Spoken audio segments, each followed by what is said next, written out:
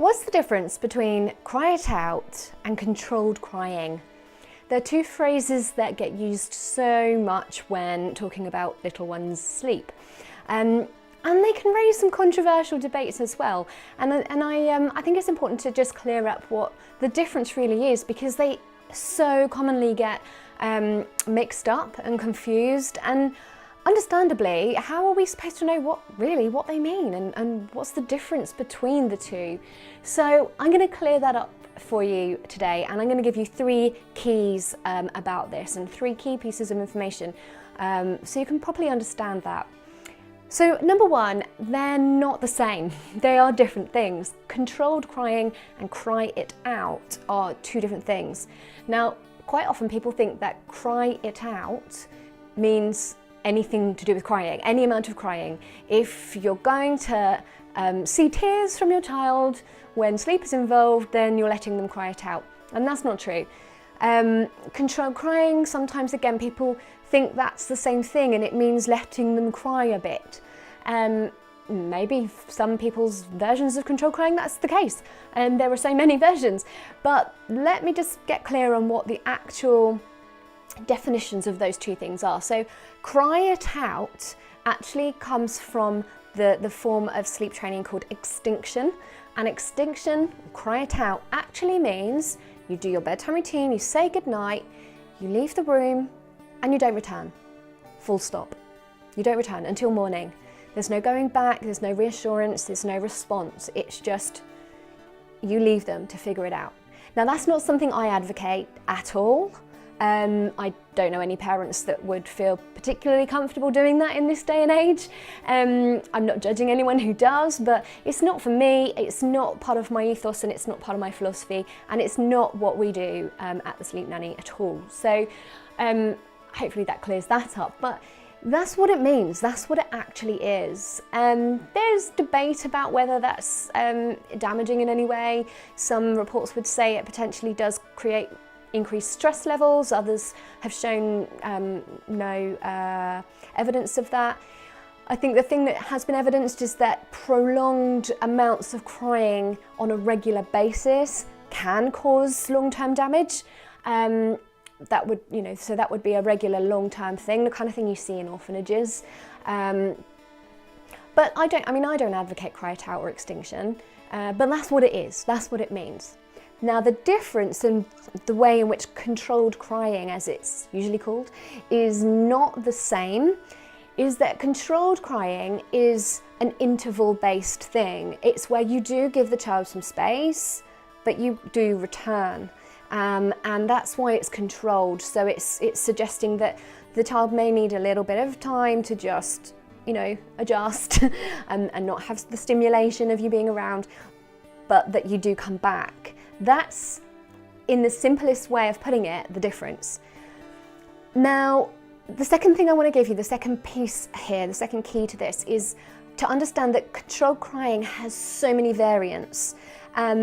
It's not one thing. It's not, I did controlled crying. Well, okay, how did you do controlled crying? Because the way you did it and the way your friend did it could be completely different. You can pick up a number of different books and they will all give you their version of it. It's derived from Richard Ferber's Ferberizing approach. If you're familiar with him, or if you want to look him up, Dr. Richard Ferber, he created Ferberizing, and his approach is really where controlled crying came from, and it is about giving some space and reassuring, but letting them self-soothe to a certain extent. And he has his specific method to how you implement that. Other people have their own versions of that. I've heard people refer to it as timed checks. I've heard people refer to it as spaced soothing. I've heard people refer to it so many different times because of controlled crying.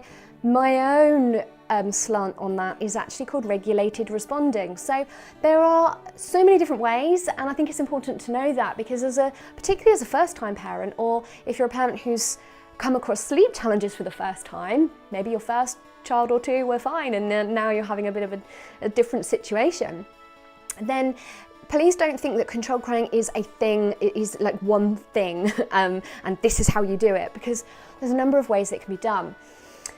I can't speak for or vouch for every different slant on it because there are so many variants, but it can be a very gentle approach. It can be done in a gentle, kind way, designed to minimise tears, and it may be the right thing. For some children, it is the most appropriate response.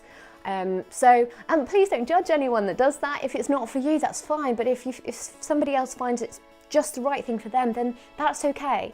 It's not damaging. You're not leaving them in the form of cry it out or extinction. So it might be right for that family, and that's fine. If it's not right for you, that's fine. So the way I look at controlled crying, the way I would use controlled crying is my version, which is regulated responding, and even that I tend to adjust that and bespoke that for the individual family. And the times that I would suggest that would be if you have a particularly alert child who just is so stimulated by you even being in the room. If you're even sat across the room doing absolutely nothing but being present, and they're still stimulated by you. Some kids do just need their own space, and they actually progress faster without distressing tears. Maybe a bit of a protest, but nothing more than you get if you said no to your 4-year-old when they're not allowed to have some sweets. But nothing more than just a little bit of a that's not fair, and then they'd be okay. If you have a child who is heavily attached to you or to something that you currently do, I wouldn't use this. I would work on actually reducing their reliance on that thing first, and doing that in a very gradual and a very kind, gentle way. So, like I said, it's not right for everybody, but it is right for some people. It's the most appropriate way for some people. So that's an important thing to know as well.